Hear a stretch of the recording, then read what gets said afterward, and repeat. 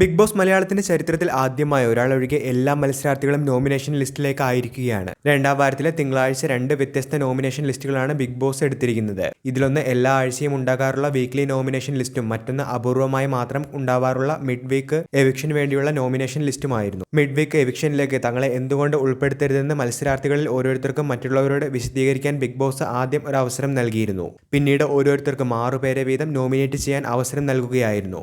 ഇതുപ്രകാരം Aneesh, ഓനിൽ Sabu, Renu Sudhi, Kalabhavan Sarika, Sarika K B, Rena Fathima എന്നിവർ mid week nomination ലിസ്റ്റിൽ ഇടം പിടിച്ചു.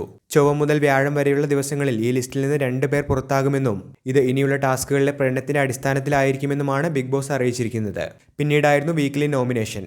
മിഡ് വീക്ക് എവിക്ഷൻ നോമിനേഷൻ ലിസ്റ്റിൽ ഇടം പിടിച്ച 6 പേരെയും ഒപ്പം ഭാഗ്യത്തിന് പണപ്പെട്ടി ടാസ്കിലൂടെ നേരിട്ട് നോമിനേറ്റ് ചെയ്യപ്പെട്ട അക്ബർ, ഷാനവാസ് എന്നിവരും ഒഴികെയുള്ളവരിൽ നിന്ന് നോമിനേറ്റ് ചെയ്യാനായിരുന്നു ബിഗ് ബോസ് ആവശ്യപ്പെട്ടിരുന്നത്. ഇത് പ്രകാരം 6 വോട്ടുകളുമായി ശൈത്യയും, 5 വോട്ടുകളുമായി അപ്പാനി ശരത്തും, 4 വോട്ടുകളുമായി അനുമോൾ, ബിന്നി, ജിസേൽ, നെവിൻ എന്നിവരും, 3 വോട്ടുകളുമായി ആര്യനും ആദില നൂറയും, 2 വോട്ടുകളുമായി ബിൻസിയും വീക്ക്ലി നോമിനേഷൻ ലിസ്റ്റിൽ ഇടം പിടിച്ചു.